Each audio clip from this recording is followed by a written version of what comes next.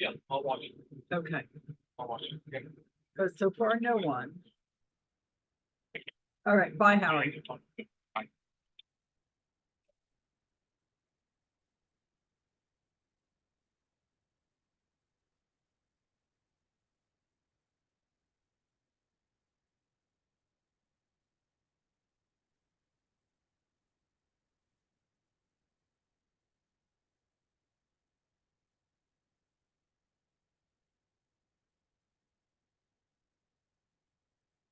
Hi, Eddie. Hey, Barbara. Good Um, morning. Good afternoon. Yes, it's, yeah, by now it's afternoon. I'm a little concerned about whether we have anybody. Howard wasn't on it. I had to call him and check. I wonder who lunch is, if it's anyone. Otherwise, you and I can just have a nice conversation. Apparently, we are being recorded already. Okay, Diane Slaughter. Okay.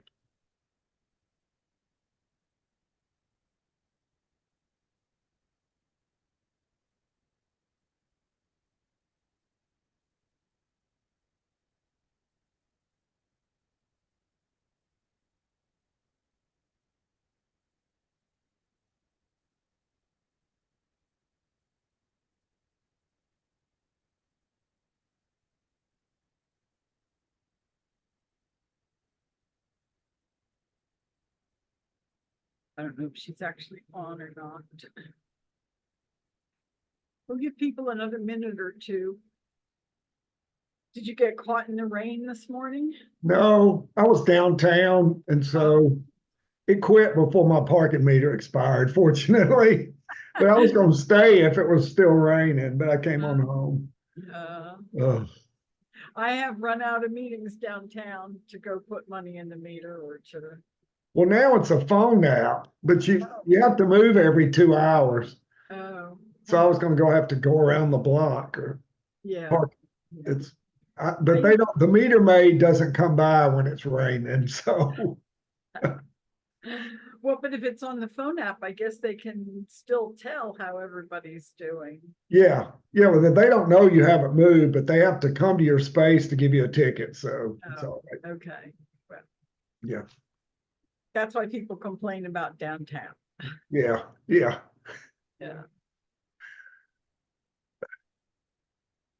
No, Scott had to go to Montgomery today, so I hope that he didn't deal with it. I think it was mostly north of the city rather than south.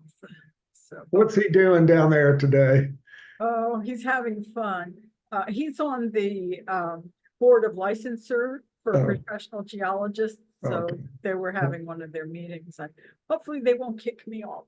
Yeah. I hope they give him lunch. No, they never do. I know. When the commission I'm on, we had to buy our own lunch. Yeah, no, they don't even bring it in for them and let them pay. I think maybe the boards aren't allowed to do that. Well, we are. Later on, that we started having it. But when I first got on, we had to pay for our own lunch and we didn't get per diem, but we do now. Oh, he doesn't get if he gets a per diem, he doesn't share it with me. Well, he needs to ask for it. I started asking for it. It's like, I want my per diem. I'm not signing it away anymore. Oh, at least get for the transportation. Yeah. Yes. Yeah. Diane, are you here? Well, it's 12:04 by my clock. Yeah. So we'll do the 12:05 and then Okay. we'll go. Yeah. Okay. I should be like Rabbi Henkin and say, so what did you think? Well, I tell you what I think. I don't know why we took xenophobia out of the vidui, because we don't say xenophobia anymore. No. The new prayer book took it out. Huh. I didn't notice that. I haven't been paying attention. I noticed that was my favorite one. Xenophobia. Xenophobia. I love the word xenophobia because there's a particular type of granite in which strange rocks appear, and it's a xenotype. Oh, And, you know, everybody knows who Xena the warrior princess is. yeah, So it's one that the students think is really interesting. yeah. So xenophobia. All right. Okay. Yeah, this will be an interesting conversation. The Parsha is really interesting. The Parsha is just smack full of mitzvot and laws and regulations and rules and everything. And then you start thinking, how do these fit together? Do they fit together? What's going on? And it takes me back to my old days of being very interested in journalism, where for every story you had to have the who, what, where, when, why, how. And I started to think of it in that perspective. And I think that the one that's the important one is the why and the what. And then it's nice to know the background. So now we have some other people. Good morning, TK, or good afternoon, TK. Good morning. Sorry, I'm having technical issues here. We were having them too. Hi, Suzanne. Hi. Good to see everybody now. Well, I just started talking about the Parsha as a whole and the background for the Parsha. They're talking about what's happening, who's talking, what's happening in this, where is it happening, why, and how, what are you, all the journalistic questions. So if we start with the who and the where, the Parsha occurs when Moses gathers people who are camped near Mount Sinai to hear instructions from God. And this happens this happens during the Exodus journey. And the what? So the what is instructions, laws, rules, and regulations that set limits on behavior and set expectations that are going to have the main goal be creating order in our lives. Why do we need to have order in our lives? Well, the simple first reason here is to promote holiness, to promote holiness. So the bigger why is promote holiness. Well, that doesn't matter if we don't know what we're talking about for promote holiness. What is holiness? What's holy? And holy, we get to the discussion of you need to be holy because I, the Lord your God, am holy. So in a sense, it's making us more God-like in our behavior. How do we behave like God? Well, what do we do to behave like God? And what do we get out of behaving like God? Or what does God get out of having us behave like God? From the things that Rabbi Sacks stresses, or from what you know about the Parsha, what's being stressed? What is the motivation for being holy? What does he want from us to have us be holy? Why does he want us to be more like him? And as I read through it, one of the things that Rabbi Sacks talks about is reducing chaos. Be more holy, reduce chaos. And the second, be more holy to spread this reduction of chaos further and further out so that God's influence is spread out. So if we follow his rules and laws and regulations and end up behaving more like God, then these rules and regulations, which are specific to his way of life, ultimately, God is able to reach further. And Sacks makes a division or sorts out the rules and regulations into three basic groups. So first, Howard, it says you're in the waiting room. Yeah, well, I'm just trying to get on a bigger computer. Oh, okay. Okay. he couldn't do it. So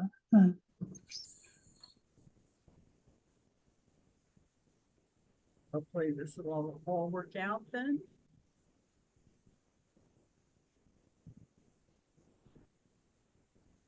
Okay, Howard, we see your pretty face now.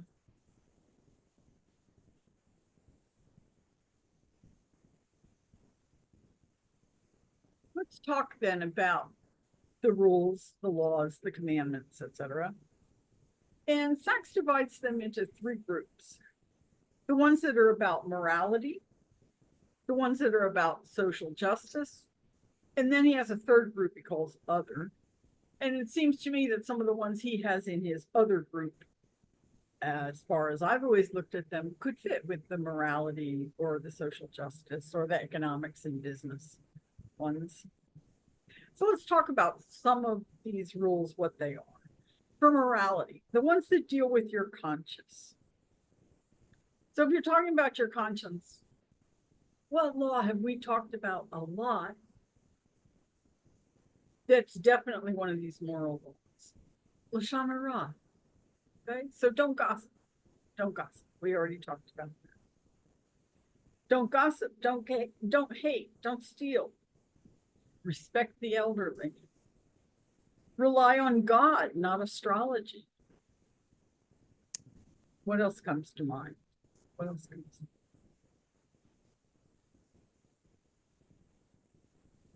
In general, if you're talking about the one about don't ask for answers from witches and soothsayers and astrology and what your astrology for your constellation says. Why? Well, because these are basically the rely on God. Don't be looking for answers everywhere else. I am the Lord your God.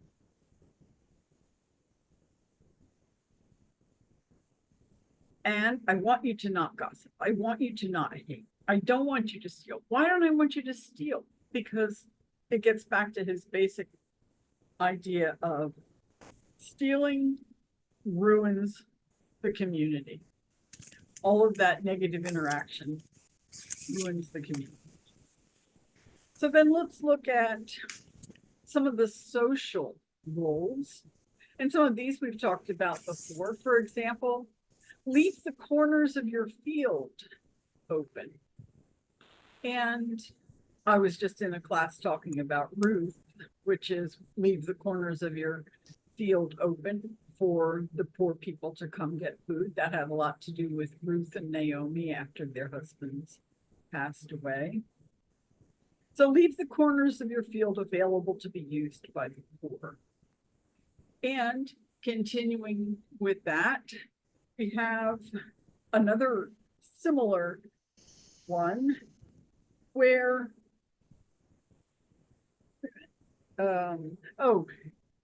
it's similar in that it's agricultural. It's not necessarily business, but it does control what you're economically earning from your food, where you don't pick the fruits from trees that are less than 3 years old. Or when you observe a Shemitah year and you allow the 7th year to be unharvested.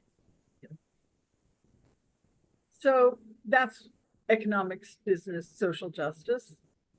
But we can get more into the community aspect when we talk about speak out when you observe mistreatment of others. Howard, you have a comment?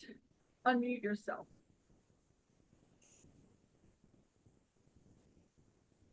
I was just wondering, why is it social justice to not harvest till the 3rd year? Yeah, I don't know either. I put it there because it was related to agriculture. And we had been talking about the corners of the fields. I can see the corners of the field. I mean, that makes sense. For social, you're right. But I guess I was thinking agriculturally and I jumped to that. I think that, I don't know if Rabbi Sacks says it, but he probably would put it into his big other category. biologically, I guess it makes sense. You want the tree, if it's an apple tree, a pear tree, or whatever, you want it to be healthy enough or strong enough to be there. So. Well, but to me, that's the same as taking challah. You're acknowledging that the fruit is from God and it's not just yours. So allowing it, Yeah. right, even though it makes good sense. Agriculturally, you're also. Right. No, I appreciate your comparison to taking challah. That's absolutely right. And hopefully I'll talk about that later on, that one of the reasons for doing this is that it shows that you are consciously making choices. And many people who have asked, oh, why do you keep kosher? It's so much trouble. It's so many dishes. It's such this, extra pots, etc. Why keep kosher? Why keep kosher? Well, an answer, Suzanne, you keep kosher. Why? Diane, you keep kosher. Why? I won't jump in with anything I say. Howard, why do you guys keep kosher? Well, for me, I think it's tradition. I mean, I grew up in a kosher home. I was comfortable with kashrut, and that's I just would not feel. I mean, it wouldn't kill me, but I wouldn't feel comfortable in living and not having a kosher. Diane, I answer from you. Unmute yourself if you can. I think TK wanted to say something. Oh, Diane, hold on and unmute You yourself. You could read. Yeah, TK? Well- No? Hmm. Oh, okay. Diane, you ready? You want to say something? Yeah. So it's a very interesting question. When the children were young and growing up, it was very important to me to have a kosher home because I wanted them to understand that being Jewish, that being Jewish meant being part of being Jewish meant doing things in a different way, and that was okay. Now that they're out of the house, and frankly, neither one of them keep a kosher home, they have their own style of kashrut. It's still important to me, and the Passover experience really underlies that because it is so much work to prepare for Passover, and especially when you haven't even unpacked all your chametz pots and stuff from just the move. I think it just says that I'm trying to do the work that it takes to accept the responsibilities of Judaism. And certainly, I will never get even halfway there, probably, but I'm trying. It's a journey. I'm trying to do the work. Thank you. I can't give Howard's answer because by the time my sisters and I came along, my mom had long given up keeping kosher. It didn't work for her. And in fact, when Scott and I at our first house in Birmingham said, we're going to do the kitchen. We're going to have a kosher kitchen. We're going to be kosher. My mom said, you'll never make it. You'll last 3 months, because she could only think of life in the 30s and 40s when she was keeping kosher. And you had to bleed the meat yourself, and you had to this, and you had to that. And it was really onerous to be able to do it. So there are different reasons for keeping kosher, but mine is certainly not, well, because I always kept kosher. Or that's how, yes, we're very comfortable with it now. And I know that there are times when it hasn't spread to my kids, and they're not bragging about it, but one of my kids spends a lot of time in Japan and then sends pictures of all the sushi. And maybe that's somebody else's plate, maybe, but the sushi doesn't exactly look like it's perfectly non-kosher. Or it looks like it is perfectly non-kosher. It's not. It does include some shellfish like that I know. But one of the reasons that I think a lot of people would be giving is kind of, as you said, Diane, it's making a conscious choice about what you're doing. And why are you making that choice? Because you're Jewish, because it is something. But I absolutely agree with Howard that there's a lot of heritage involved. If I'm making Aunt so-and-so's noodle kugel or something like that, there's a connection. I love that. I love that. And that applies a lot to kashrut for me, because I really am in, I enjoy food and preparing and reading about food. But don't get tattoos. Don't slash your skin. Don't get marks. Don't, I mean, I don't have payas. Don't cut off the corners of your beard, that kind of thing. A lot of rules are, they appear to be, as you said, to make us different, to separate us, to make us different, and to make people different in a way where you are consciously thinking about what you're doing. Suzanne. What you just said, to make us different, to set us apart. Yeah, That's really what holy means. Is absolutely. set apart for a specific reason. Mhm. And every day when we say the Shema, my favorite part is the last paragraph. It Yeah. says, I took you out of Egypt. But if you read the whole sentence, it says, I took you out of Egypt in order to make you a holy people for me. Yeah. Not just, and to me, kashrut just is, it's number one, a form of self-discipline, and number two, a constant reminder of who I am. Absolutely. Absolutely. As far I support Suzanne in the self-discipline piece. I think it is, you know, for the children, it's an example from the very beginning. You don't have milk and chocolate chip cookies after you have a fleshig meal. You just don't. And that's the first step in self-discipline. So yes, I didn't say it, but I thank you for saying it, Suzanne. Well, I really liked Suzanne's point, which I hadn't gotten to yet. I'm still going through the early ideas of all the rules and regulations. But the word kadosh, or the parsha is kadoshim, which means holies. But holy is a really interesting word with not just one meaning.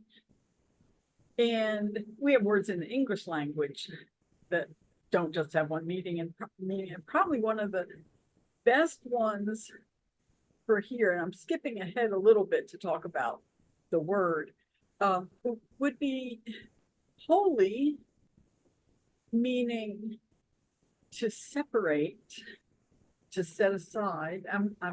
Excuse me, set apart. I'm looking ahead for my notes on that because it was a page ahead.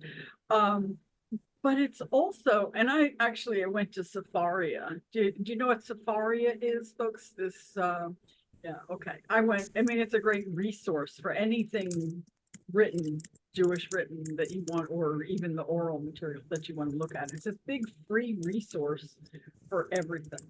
And we were using it in a class that Rabbi Nori was teaching. And it was a lot more approachable than I ever thought it was. So now you want to look up something, Safaria has it.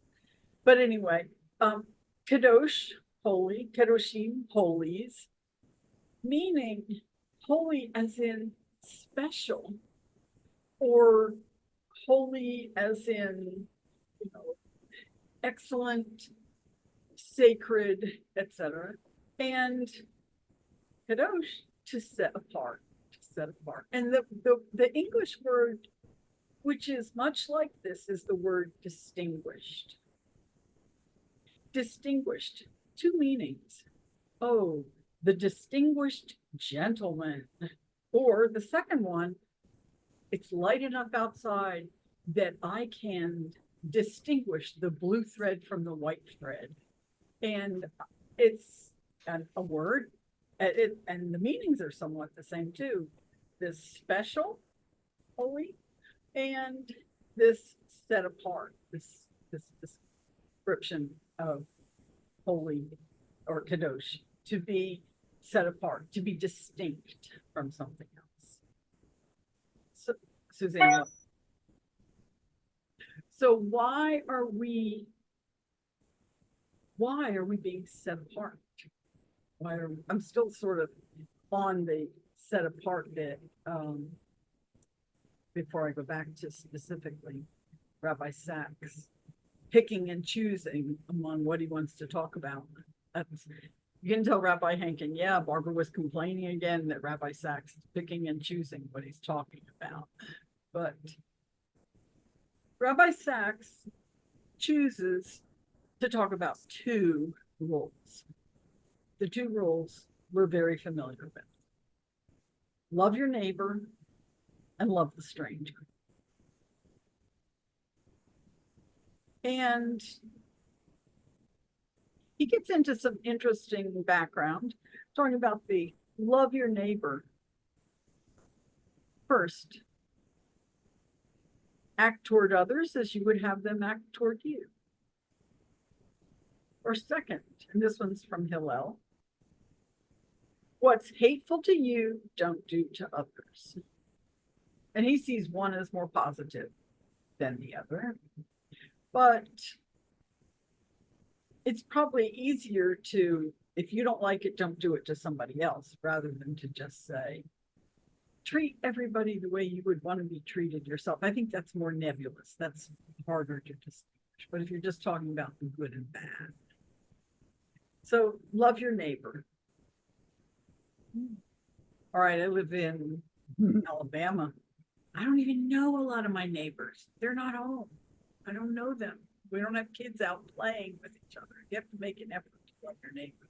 Does it mean what the guy that lives next door to me? You're saying yes, Eddie? It does? Well, it means the guy next door to you, I think. Does it mean the guy down the street? Sure it does. Yeah, everybody. The Yeah. guy across town? Yeah. Does it mean the guy that lives in Helena? I don't know anybody in Helena. I don't answer that. Well, I guess I'm kind of reaching for who's a neighbor? What's a neighbor? TK. Well, I've got a couple of things to say, but one is a question. Do you know what Hebrew word is used for neighbor? And are there any hints in that? Suzanne or TK, do you know, and you're setting me up? No, I don't have a clue. No, Think of it in a second. I get. I mean, if nobody knows, the reason I'm asking that, and I'm sorry, somebody. What do you think it is, Suzanne? I'm sorry, who's talking? I thought Suzanne was well, let me check. No. Somebody has. While she's checking, I have just recently been thinking about this very question about love your neighbor and love the stranger. And especially hard is to love the stranger. However, in older times, strangers were the rarity to come into the neighborhood. So I think it might have been a little easier to love a stranger at that point and welcome them in than it is today, because there's so many more people that are strangers. It's hard to conceive of loving some, the masses. How do you even do that? How do you love Hamas? I have no idea how you would go about doing that. So I think our world has changed, and I'm just wondering how do we, for example, during the Depression, if one person came wandering in and came up to your house and asked for food, you could give them some food, perhaps, or shelter, whatever, and you could illustrate those principles. But what if a mass of people showed up on your doorstep and you have children and your own family and your own self? And this whole idea of where do you draw the line between yourself and your family and your tribe and the stranger? If you take love the stranger literally, you would assume it's like your family. So you would give up everything that you have for the stranger, and then you would be like the stranger and be having to beg other people. I'm What- just throwing this out as this is a very complex Mhm. question. Howard and then Diane and then, I just want, I agree. I don't really like this whole love business. I don't know how you can you can like or you can treat nicely and all those things that we all try to do with the neighbor and with the alien and with but you can't love. I mean, that's just such that's so much deeper. I mean, I know he talks about this, but I don't get, I don't like using the word love. It doesn't fit. I mean, I like my neighbors and I try to treat my neighbors kindly and hope they treat me kind, but I don't have any kind of, you know, strong emotional feeling. the word is, Diane, hold on a second. Let's let Suzanne talk. Maybe she's got the word for us for neighbor. No, it's not the word for neighbor. It's going along with what Howard was saying. Was somebody ahead of me? No, go ahead and Diane will be next. In the Ten Commandments, it says honor your parents. It doesn't even say love them. Why does he make such a strong argument here? I don't think you can command love. You can command actions. And eventually, hopefully, it'll lead to the feeling. But you can't command feeling. No. Good point. Good point. And Diane, your point that you were going to. So I'm troubled also by the word love.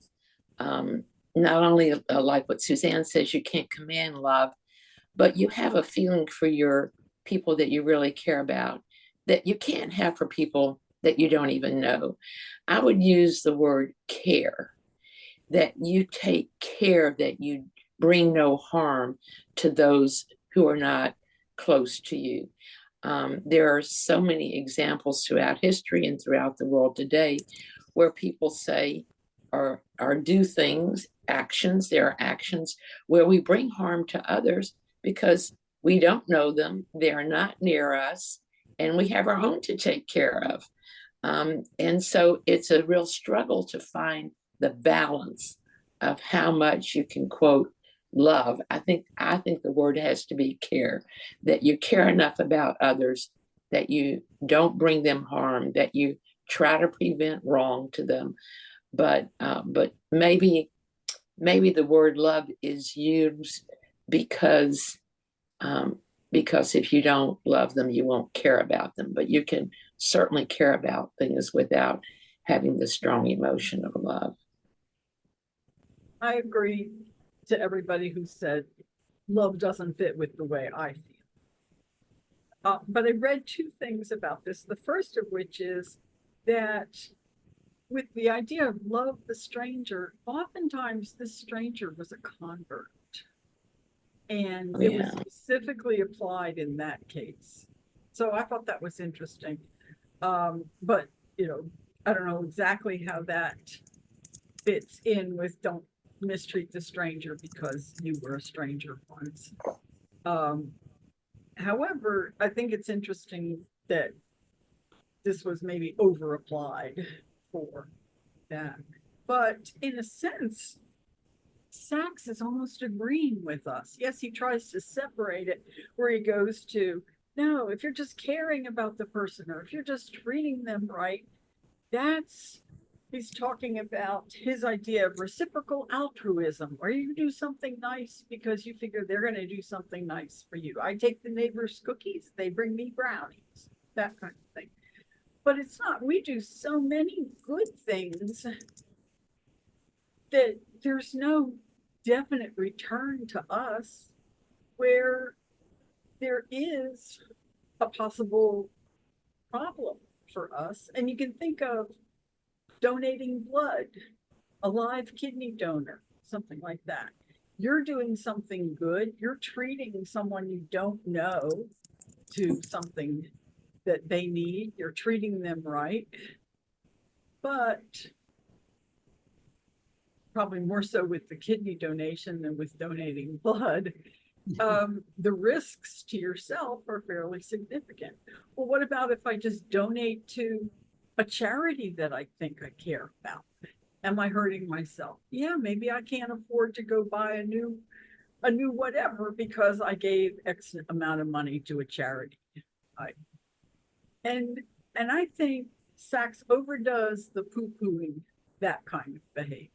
I think that's good, valuable behavior. Teaching someone a skill that you have, mentoring a person.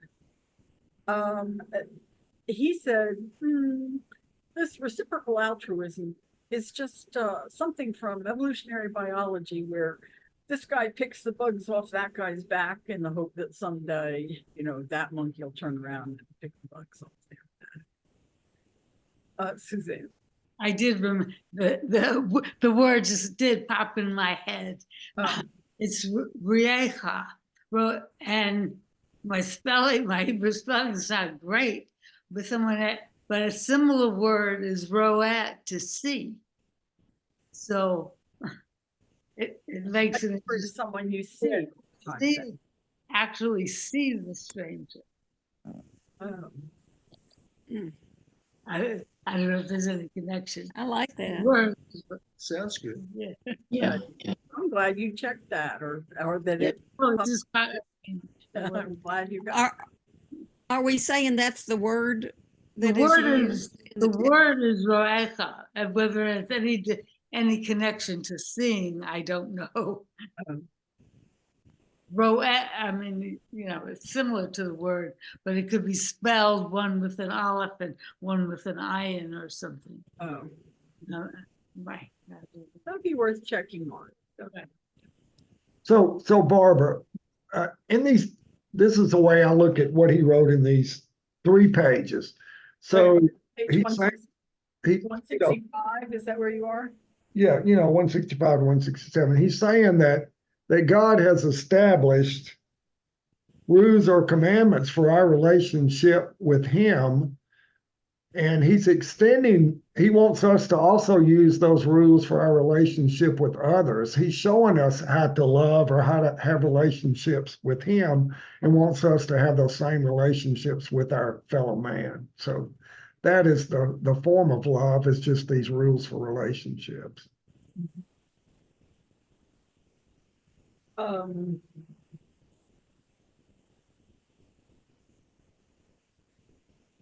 Well,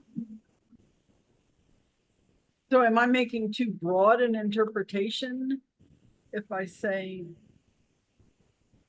love, by just saying love? I yeah, think so. I think that's too broad. I do. okay, but everybody else says love too. But that was what Rabbi Sacks said. Yeah, He said love. that's right. Well, So yeah. I think it might be worthwhile to ask the rabbi what specific words were being used in the text Well, when it said love the stranger, or love your neighbor, and it was love a stranger too, wasn't it? Oh no, I'm giving you the wrong one where it says that. Yeah, that wouldn't be too hard to find. It says it's 19, verse 33 and 34. Anybody have a Chumash right in front of them? So another thought that I have is, some people just hate the stranger. So maybe that's why the word love is used. So one of my strongest memories is having to go to Crestline Elementary to talk about Hanukkah when Noah was in 3rd grade. And when the Hanukkah discussion was over, this kid raised his hand. And he said, no, it's a stupid question. I won't ask it. And I said, well, probably somebody else wants to ask the same question. Go ahead, try me. He said, when you study history, this is a third grader, when you study history, you find that people are always trying to kill the Jews. Why is that? And the only response I could give him is that people are afraid of or don't like what's different, and it's threatening to them.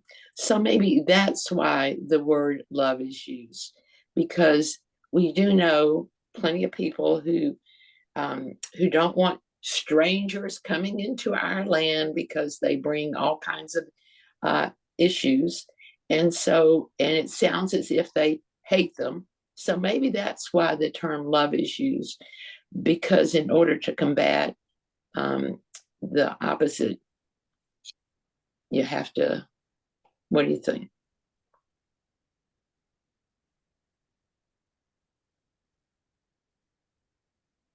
Well, you said because they bring all kinds of issues. Because Yeah. in their ignorance, certain people believe that they bring. Right. I mean, right. That's what people believe, right? So, And the more they say it, the more people who believe it. It's easy. It's just an easy out to have someone to blame instead of to step up and, do the work that needs to be done. It's always easier. well, I guess Suzanne is still turning pages, so So tell me again, Leviticus what? I think it's 19, 33 and 34.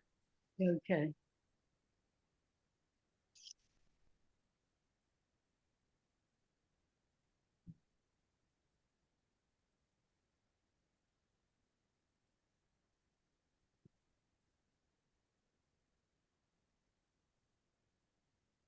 Second.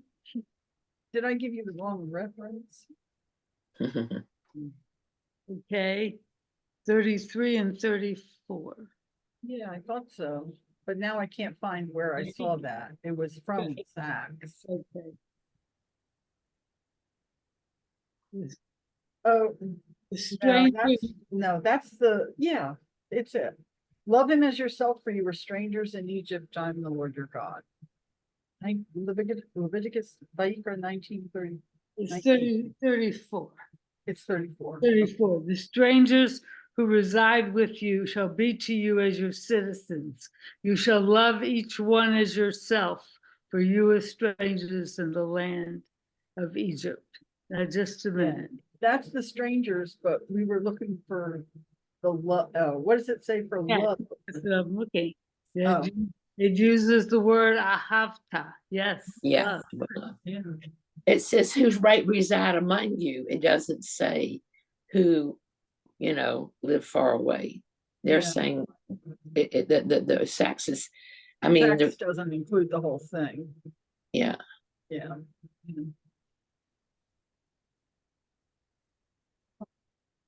Okay. Oops. Right. Well, the commandments and the mitzvot are given to us. And they're given to us, as Eddie says. Eddie, you want to tell us again why they're given to us so that we.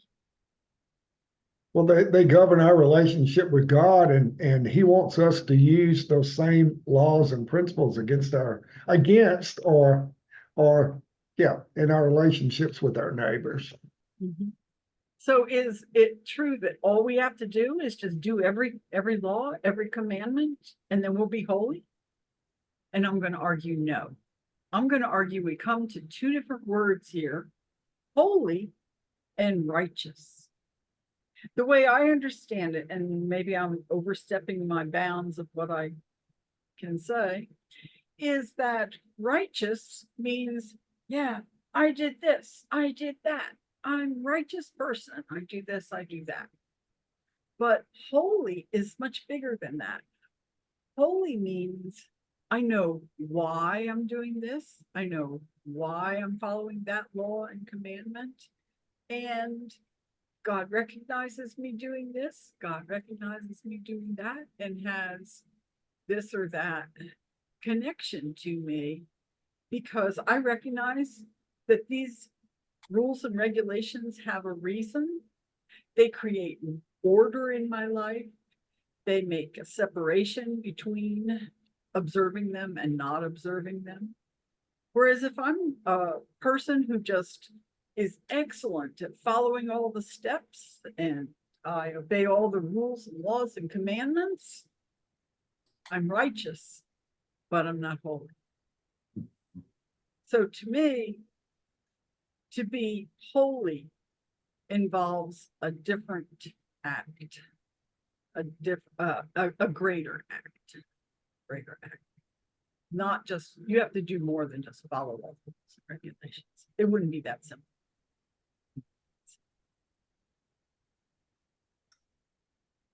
Well, then, if you're saying that, Barbara, what about the laws that we follow that we really don't understand?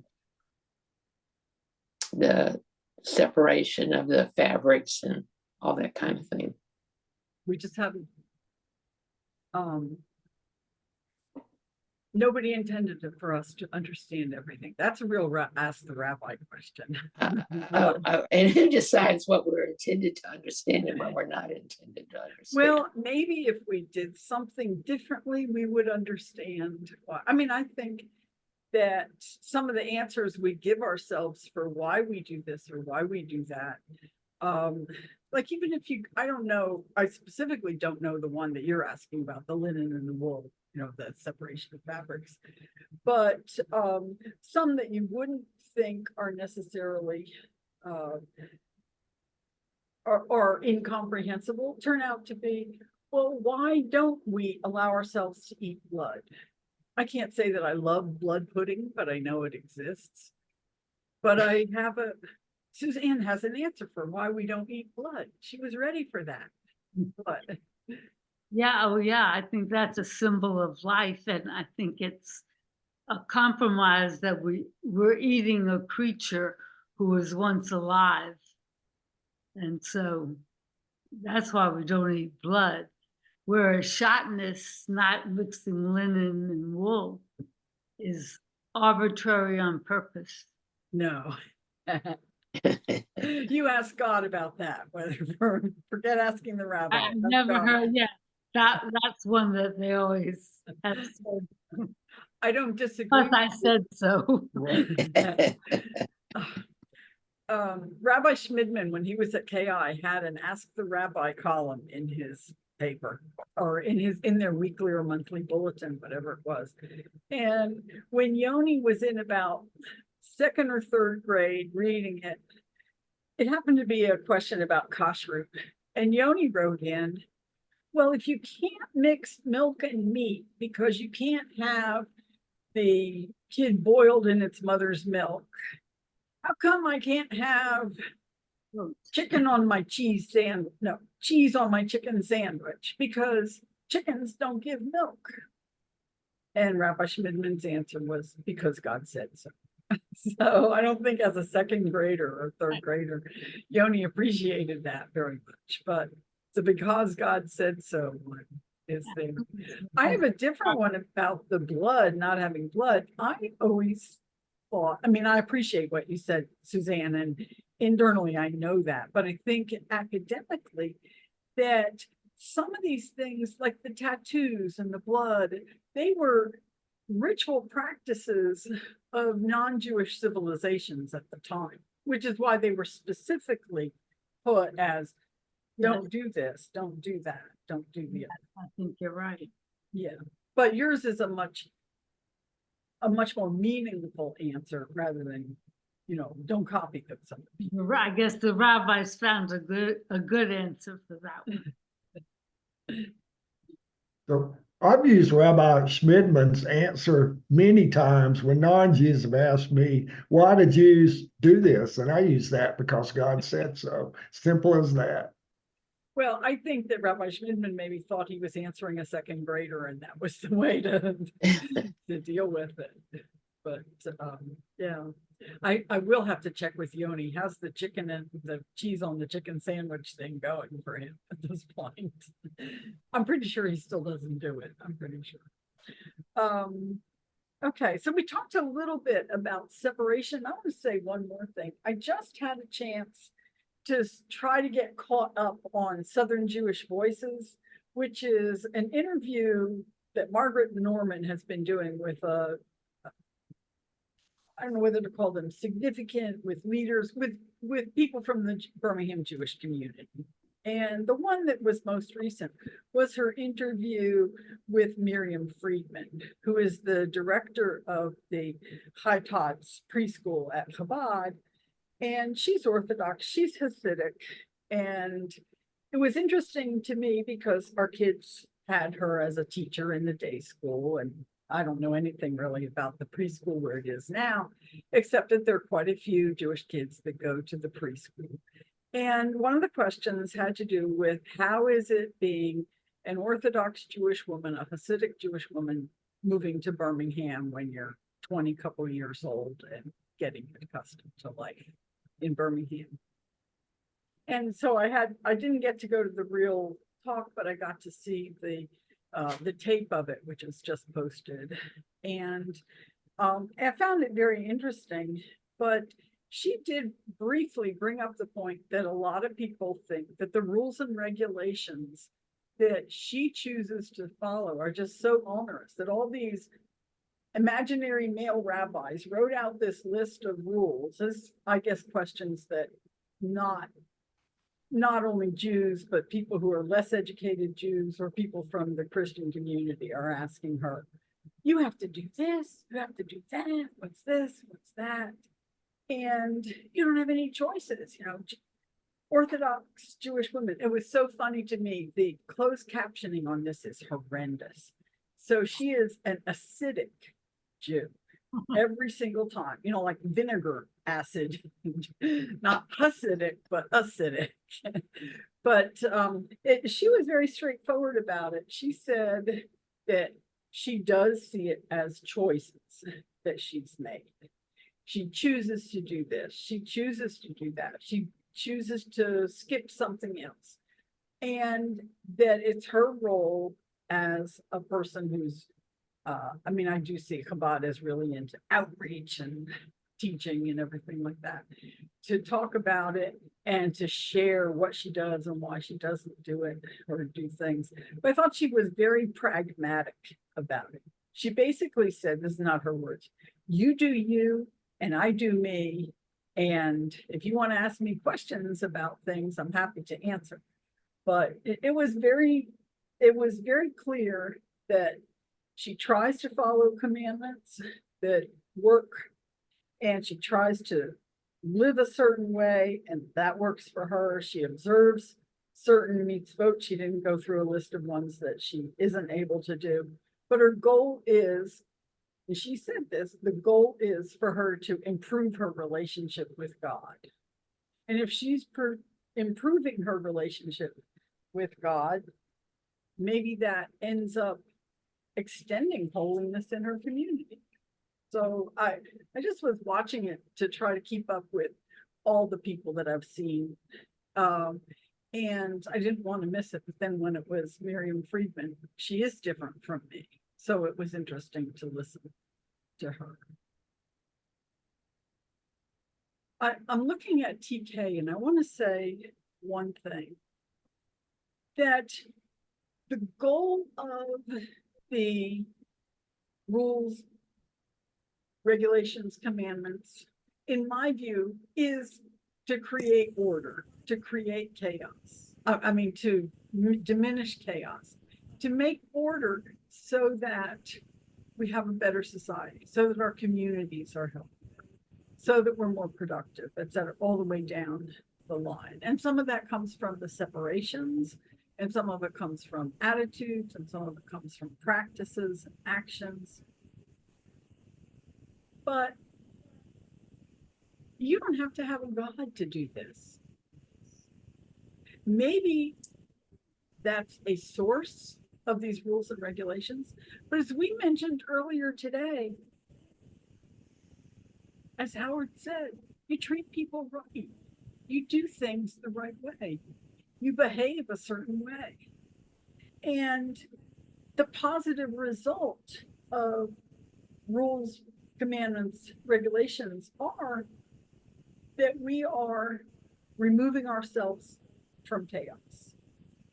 And if you're treating people right, which does turn out to be the goal of these rules and regulations,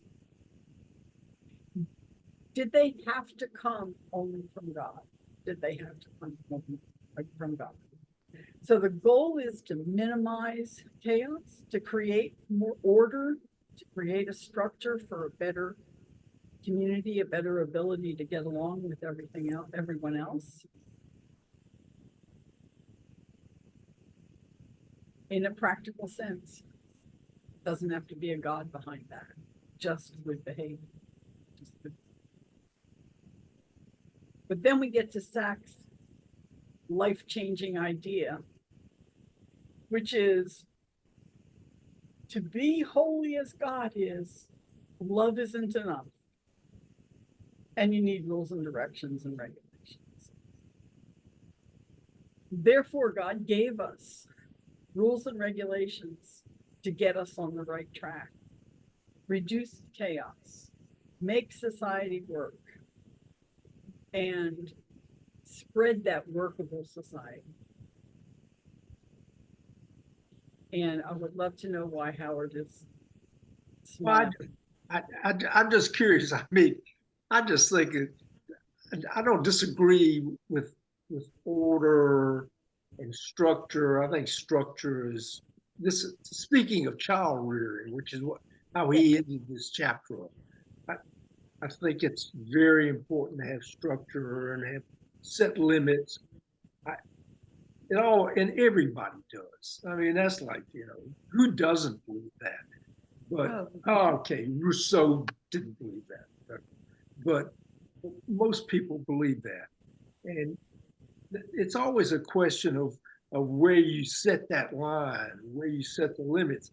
I mean, I've seen parents over the years that were strict. A lot of these by the book, get the hell beat out of you if you don't do what I tell you to do. Yes, ma'am. No, sir. All this, and some of those children most of them turned out wonderfully nice, respectful, good kids. Some of them turned out terribly.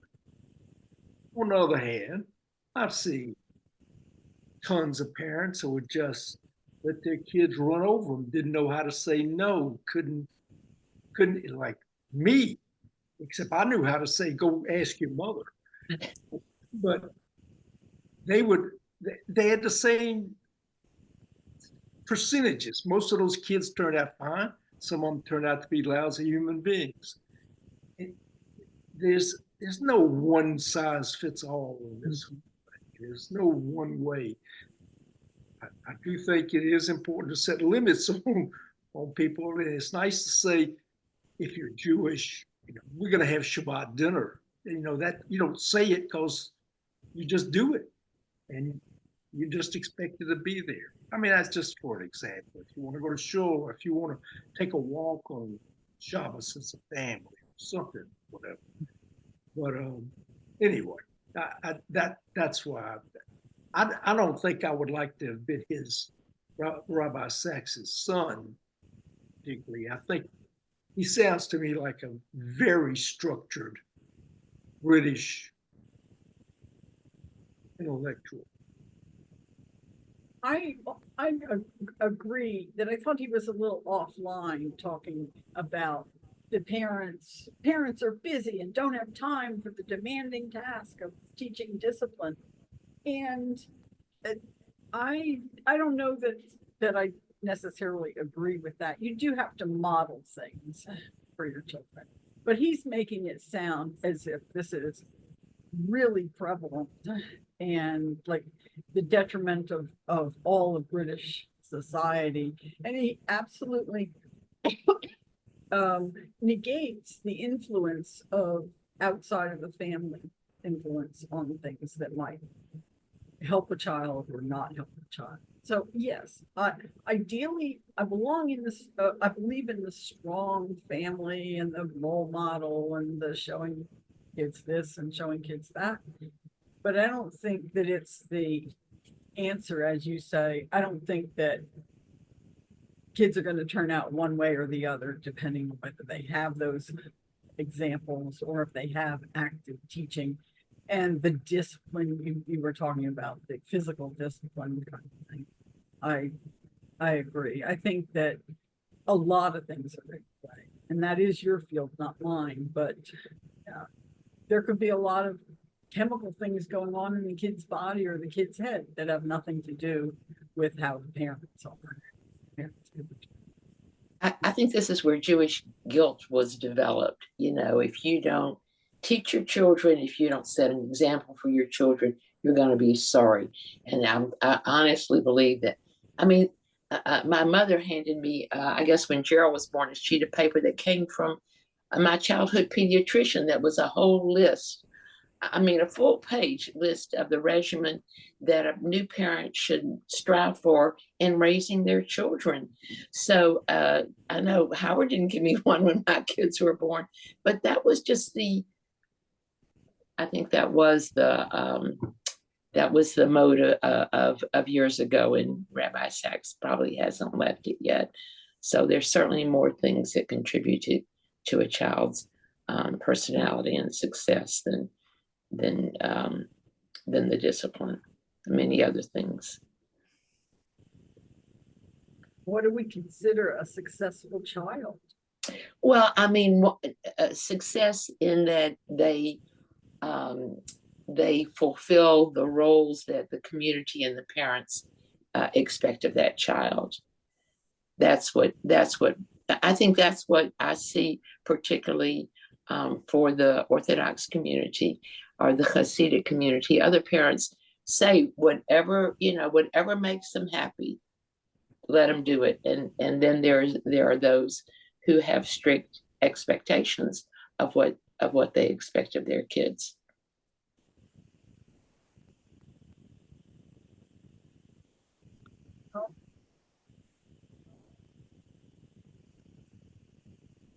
Diane, I do think that it would be very nice of you to find that piece of paper and copy it, send You it know, to us so that we can say, did it? We'll did find it. Did it? Did it? Didn't do it. 'Cause- Oh, that's where I went wrong. Because when we were cleaning out the house, I don't think I threw it away. It's hysterical.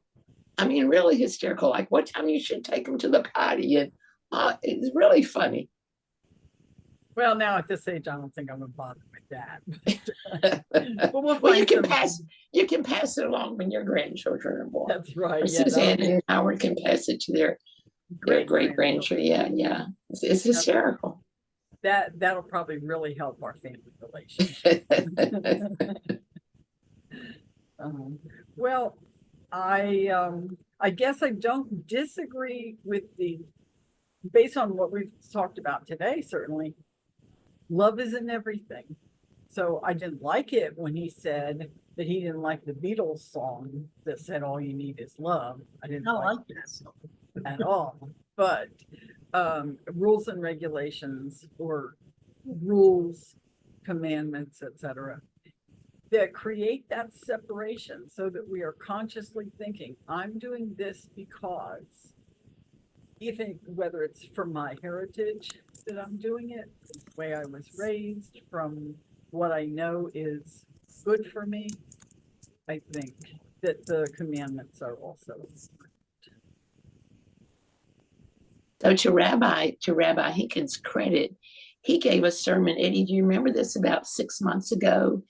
And he started off with humming the song, All You Need Is Love. And he said, do you remember that he did that? Yeah. I'm sure he read this chapter right. I don't know. But anyway, when I first started reading it, it reminded me of Hinkins' sermon. Thank you all for being. Can I just, before we go, I just want to tell everybody, there's an article in the New York Times about the temple's Civil rights. civil rights program. that you might find interesting.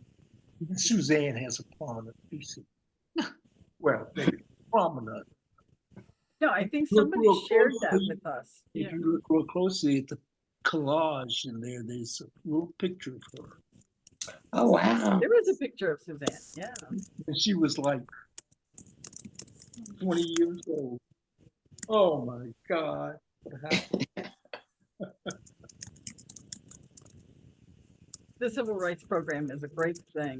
I hope that we really continue that. It'd be tough with Margaret Lee. It's really good. It's Thank the you. reason I could not get my sound nor my image up on the screen.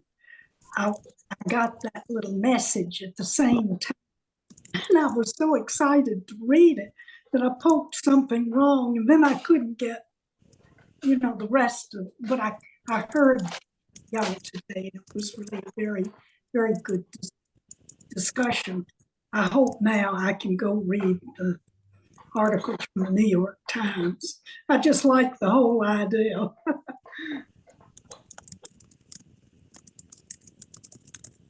Thank you for mentioning that, Howard. It's very nice. Thank you, Barbara. Thank you for preparing. Yeah. Thank you. Yeah. And who's leading next time? There is the first or the second week in June. I forget which day that he's away one more time. And then we'll end up talking about what to do in the summer. And I guess we'll go back to rotating around leading. But TK, question?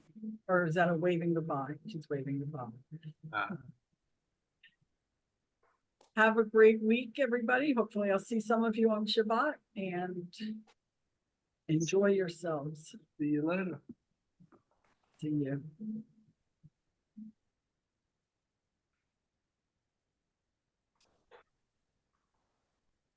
Thanks for being here, ladies.